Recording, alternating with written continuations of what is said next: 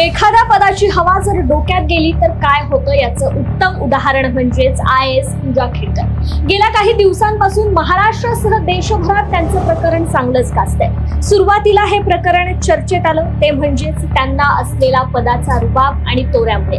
या मॅडमनं अधिकारी पदाची एवढी हवा डोक्यात गेली होती की आपण कोणाशी काय वागतोय याचं साधं भानही त्यांना राहिलं नव्हतं। पुण्यामध्ये अतिरिक्त जिल्हाधिकारी म्हणून 1 महिन्यांपूर्वी रुजू झालेल्या पूजा खेडकर यांची एकाच महिन्यात पुण्याहून थेट वाशिमला उचलबांगडी झाली।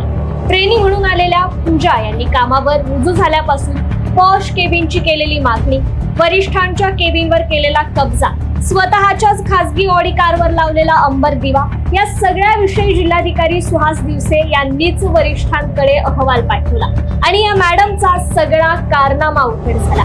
बरं, प्रकरण एवढ्यावर थांबलेलं नाहीये तर या मॅडमनी केलेल्या बनवाबनवीचे नवनवीन खुलासे समोर येत आहेत। व्हिज्युअली इम्पेअर्ड म्हणजेच दृष्टीदोष असल्याचं सर्टिफिकेट मिळवणं असो किंवा मग OBC आरक्षणाचं मिळवलेलं सर्टिफिकेट, तसेच मानसिक आजार असल्याचंही सांगितलं गेलं। याचा वापर IAS होण्यासाठी केला गेला अशा प्रकारचे आरोप पूजावर होऊ लागले।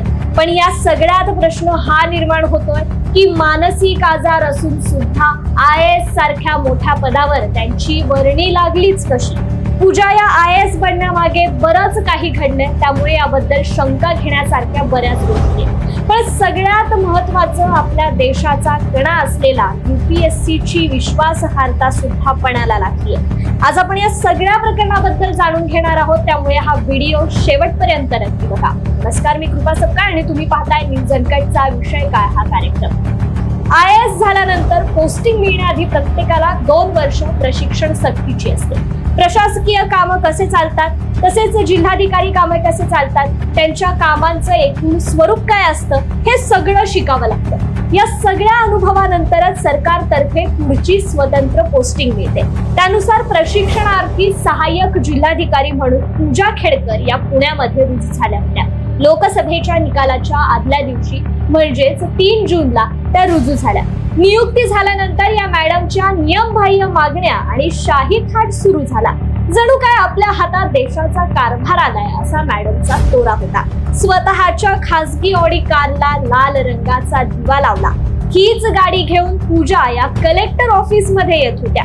लाल निळ्या दिव्यासहित ऑडी घेऊन येणारा कोणता बडा अधिकारी रुजू झालाय, इथून कलेक्टर ऑफिस मध्ये पूजा खेडकरच्या नावाची चर्चा सुरू झाली।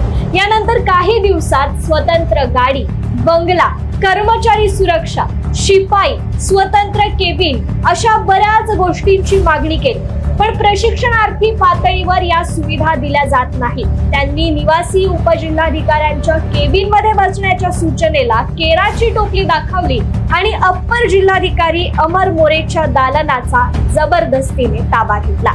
IAS पूजा खेडकर यांचा UPSCच्या 2022च्या परीक्षेत देशात 821 ऑल इंडिया रँक होता।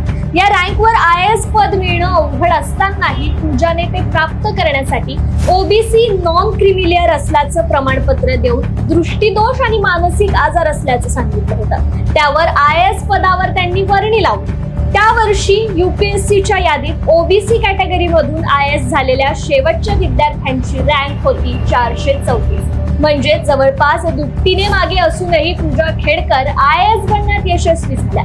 वंचित बहुजन पक्षाकडून तिचे वडील दिलीप खेडकरांनी नुकतीच लोकसभा निवडणूक दक्षिण अहमदनगर मधून लढवली। त्यात निवडणूक आयोगाकडे सादर केलेल्या प्रतिज्ञापत्रात त्यांची संपत्ती तब्बल 40 कोटींची असल्याचं आणि शेतीतून 43 लाख वार्षिक उत्पन्न असल्याचं जाहीर केलं। तर पूजाची संपत्ती 17 कोटींची असल्याचं सांगितलं जाते आणि OBC आरक्षणाचा लाभ घेण्याची मर्यादा ही वार्षिक 8 लाख एवढीच आहे। त्यामुळे त्यांनी सादर केलेल्या नॉन क्रिमिलियर प्रमाणपत्रावर देखील प्रश्नचिन्ह निर्माण झाले।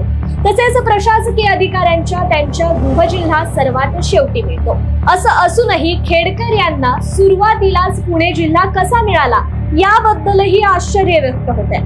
तसेच पूजा खेडकर यांनी अपंग श्रेणीमध्ये परीक्षेसाठी अर्ज केला होता। निवड झाल्यानंतर वैद्यकीय चाचणीसाठी त्यांना तब्बल 6 वेळा बोलवूनही त्या दिल्लीच्या एम्स रुग्णालयात हजर राहत नव्हत्या।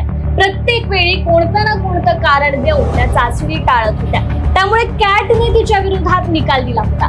मात्र त्यानंतरही तिने याबाबत दुसऱ्याच वैद्यकीय अधिकाऱ्याचं प्रमाणपत्र देऊन IAS पद मिळवलं। पूजाने अहमदनगर येथील जिल्हा रुग्णालयातून दिव्यांगांचं प्रमाणपत्र 2018 आणि 2020 या 2 वर्षांमध्ये वेगवेगळी प्रमाणपत्र दिली आहेत, अशी माहिती जिल्हा व शल्य चिकित्सक घोगरे यांनी माध्यमांशी बोलताना 13 जुलैला दिली।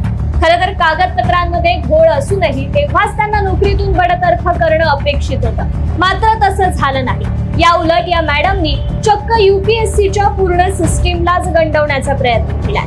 पूजाने UPSCचे सर्व प्रयत्न संपले असतानाही नाव बदलून UPSCची परीक्षा दिल्याची माहिती समोर आली आहे। तिने 2020-21 पर्यंत खेडकर पूजा दिलीपराव या नावाने परीक्षा दिली। 2021-22 मध्ये प्रयत्न संपले असतानाही तिने आपल्या नावात पूजा मनोरमा दिलीप खेडकर असा बदल केला आणि ही परीक्षा दिली।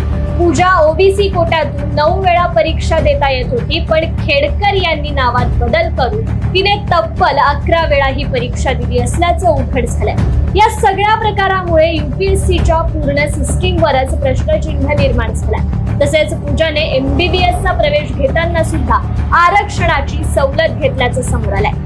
IAS होण्याआधी पूजा खेडकर या डॉक्टर होत्या। तिने 2007 मध्ये पुण्यातील श्रीमती काशीबाई नवले मेडिकल कॉलेज आणि जनरल हॉस्पिटल मधून MBBS पूर्ण केलं होतं। आता त्यातही घोळ झाल्याचं समोर आलंय। कॉलेजच्या संचालकांनी सांगितलंय की खेडकर यांनी तिथेही नॉन क्रीमी लेअर OBC प्रमाणपत्र सादर करून प्रवेश घेतला होता। तिला 200 पैकी 146 गुण मिळाले होते। असे अनेक नवनवीन खुलासे दररोज समोर येतात। त्यामुळे केंद्र सरकारने IAS पूजा खेडकरच्या प्रकरणात एक सदस्यीय समिती देखील नेमली।